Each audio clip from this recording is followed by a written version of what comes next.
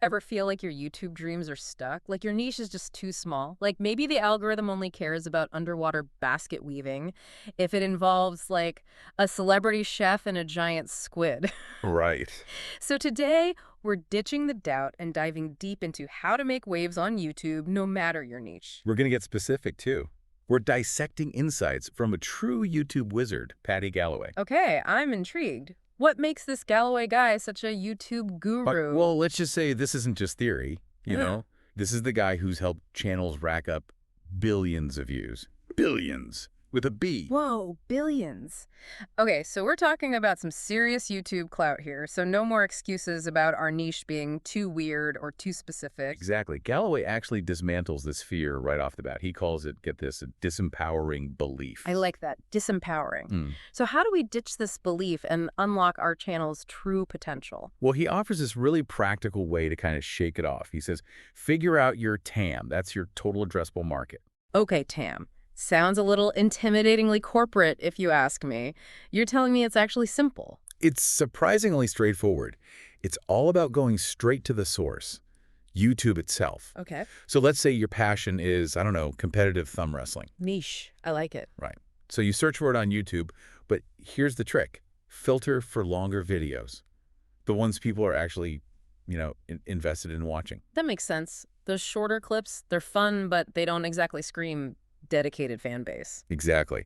Now, sort by most views. Okay. And boom, you've got a realistic benchmark. See how many views those top thumb wrestling channels are pulling in. Okay. That's your potential TAM staring you right in the face. Wow. So even if it feels like we're the only ones that into, say, vintage typewriter repair, there's probably a whole community out there just waiting to be, tapped into. Precisely. It's about replacing those limiting beliefs with data-backed confidence. I love it. Data-backed confidence.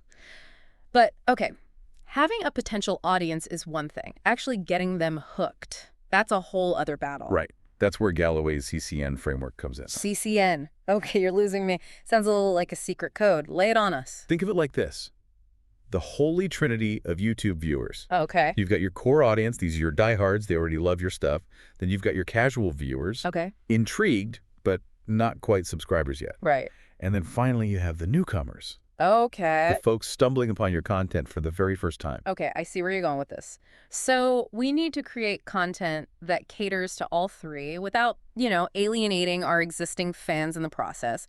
Easier said than done, right? Right. But Galloway, he has this knack for breaking down like these complex strategies into these really digestible bites. He encourages creators to think beyond their niche without betraying their core identity. Give us an example. How do you broaden your appeal without losing what makes you you on YouTube? So he uses the example of Noah Kagan. He's an entrepreneur. Okay. And he was initially creating very niche business content, right? Right. So Galloway helped him branch out by incorporating these broader themes that were trending on YouTube at the time, like asking millionaires for advice.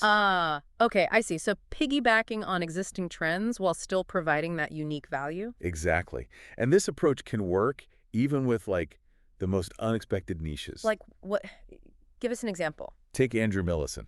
He's a permaculture expert. Permaculture. Okay, I'll admit, not exactly the first thing that screams like viral YouTube fame. Right. But here's where it gets interesting. Okay. Andrew created a video, and get this, it was titled, How the UN is Holding Back the Sahara Desert. Okay, now that title alone, I'm already hooked. What does the UN have to do with gardening? I have to know more. And it worked. The video got, are you ready for this? Over 12 million views. What? No Yeah. way. Yeah. Because Andrew, he found that sweet spot between his niche expertise and a broader, universally interesting topic. He tapped into this whole new audience who might never have clicked on a video about permaculture, right? Right. But they were intrigued by the Sahara Desert or the UN. That's brilliant. So it's about finding those unexpected overlaps, those bridges that connect your niche to larger conversations happening in the world. Exactly. And that's just the tip of the iceberg. Galloway argues that even if you've got these killer content ideas, it's the pre-production phase where the real magic happens. Okay, now I'm used to thinking of pre-production as kind of the boring stuff, the stuff you have to get through, Right. like the paperwork of video creation. And that's exactly the misconception that Galloway dismantles. He argues that those seemingly small tweaks in pre-production, things like crafting a compelling title, Hmm. or designing a scroll-stopping thumbnail. Okay. Those can lead to exponential returns in viewership. Okay, you've piqued my interest. Tell me more about this pre-production magic. It all starts with understanding that Uh-huh. pre-production, it isn't just about logistics, it's about strategy. Okay. It's about refining your ideas, Yeah. figuring out what will resonate with your audience before you even hit record. It's like that saying, right? You never get a second chance to make a first impression. Right. On YouTube, that first impression, everything. It's true. You could have, like, the most mind-blowing content in the world, right? Right. But if your title's dull and your thumbnail looks like a pixelated mess, Yeah. no one's clicking. It's brutal out there. Yeah. And Galloway, he says even a slight improvement in these areas Yeah. can make a huge difference. Okay, so how do we escape that dreaded scroll of doom? Right. Give us the secrets. So Galloway breaks it down into a few key steps. Mhm. First, don't underestimate the power of brainstorming. Okay. He actually suggests setting a timer, Okay. even just like for 15 minutes, Okay.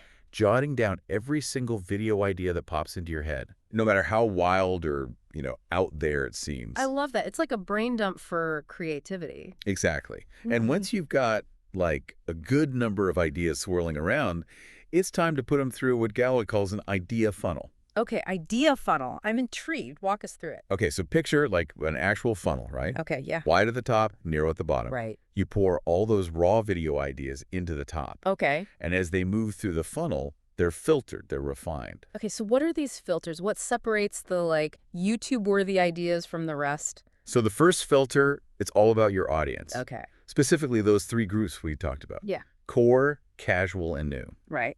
Ask yourself, does this idea have the potential to resonate with all three? Is it too niche? Too broad? Okay, so we're striking that balance, right? Appealing to a wider audience without alienating those core fans. Exactly. And then the next filter is feasibility. Okay. Can you actually pull this off with your current, skills, resources, budget? Right. It's easy to get carried away with these, grand visions of elaborate sets and, special effects and stuff. But, Yeah. you're not Mr. Beast. At least not yet. Not yet. Got to start small, dream big. Right. Now, if an idea has made it past the first two filters, Yeah. it's time to get visual. The next filter, Mhm. all about those all-important titles and thumbnails. Okay. And Galloway, he emphasizes the importance of actually sketching these out. Really? It doesn't have to be a masterpiece or anything. Yeah. Just a rough visual that helps you see if the idea is, eye-catching, intriguing. So it's like a mini design sprint for each potential video. Exactly. Think about what would make you stop scrolling. Right. Is the title clear? Concise? Okay. Tension-grabbing? Yeah. Does the thumbnail accurately reflect the content but also, spark curiosity? It makes you realize how much thought goes into even those, seemingly simple elements. It's a science. It's an art. Absolutely. And speaking of art, the final filter, personal excitement. Ask yourself, am I genuinely passionate about this? Do I want to pour my heart and soul into making this video a reality? Because that passion, that energy, it translates. Viewers can tell when you're, really invested. Right, exactly. And that's what keeps them coming back for more. Now, by this point, Yeah. hopefully you've gone from this long list of possibilities, All right, right. down to this handful of golden ideas. The cream of the crop. Exactly. What happens next? How do we take those golden ideas from concept to, reality? So this is where Galloway introduces his one-page idea development process. Okay. Sounds simple, but incredibly effective. I'm all about simple but effective. Break it down. Okay, so grab a piece of paper, open up your favorite note-taking app, because this is something you'll want to jot down. Okay. For each video idea, you're going to create this concise one-page document with 4 key elements. All right, hit me. First up, thumbnail sketch. Remember those rough visuals we talked about? Yeah. This is where they come in. Doesn't have to be a work of art. Right. Just a clear visual representation of what you're envisioning. Got it. A picture's worth 1,000 words. Even if it's a stick figure drawing. What's next? Next, you need a working title. Okay. Again, it doesn't have to be final. Right. Just something that accurately and concisely conveys the essence of your video. Okay, so we're getting specific. Crafting those titles with intention. Exactly. The third element is the why behind the video. Okay. Ask yourself, why should people care about this? Yeah. What makes it unique or interesting or valuable? Right. This is crucial because it forces you to, like, really think about your audience and what they'll get out of watching. It's not enough to just create content, right? We have to create content that, like, matters, that resonates. And then finally, you'll create a brief log line. Think of it like, a movie trailer in a sentence. Okay. It should summarize the core concept of your video in a way that's, like, clear, concise, attention-grabbing. So we've gone through the idea funnel, right? Right. And now we have this awesome, like, one-page document Yeah. that's basically our video blueprint. What happens next? This is where, like, collaboration comes in. Okay. Galloway, he's a huge believer in getting feedback from others. Okay. And this doesn't just mean, your inner circle. Right. He suggests reaching out to, like, fellow creators, friends, family members, Okay. even people who, like, don't know much about YouTube. That's interesting. Why would he suggest getting feedback from people who aren't, like, YouTube experts? Because they offer that, like, fresh perspective, right? Good. They can tell you, like, if the thumbnail grabs their attention, Okay. if the title makes sense, Right. if the log line, like, piques their interest. It's like a focus group. It's like a focus group. Okay, that's brilliant. That makes so much sense, right? Because sometimes we get so, like, in our own heads about this stuff Totally. that we miss the obvious. Totally. Yeah. And a fresh pair of eyes is just... Exactly. Yeah. And here's the beauty of it, right? All of this, Yeah. the brainstorming, the idea funnel, the, one-page development, Right. the feedback, Yeah. it's all part of pre-production. Right.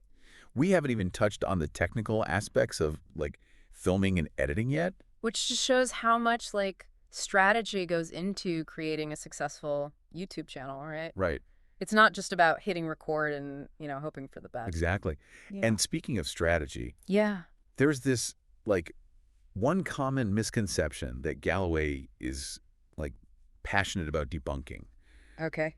It's this idea that there's a single meta for YouTube's success. Oh, the meta. Right. The elusive meta. I've definitely, gone down that rabbit hole trying to figure out what's working for everyone else and then, copy it. It's so tempting, right? Yeah. But here's the thing. Yeah. YouTube is constantly changing. What worked 5 years ago might not work today. Yeah. What works for, like, a gaming channel Okay. might not work for, like, a baking channel. So those, like, viral trends we see, those aren't necessarily the meta. They're just, like, Or trends. trends. Yeah. Exactly. It might be popular for a moment, but they're not, like, this guarantee for long-term success, right? Yeah. Galloway's approach. Yeah.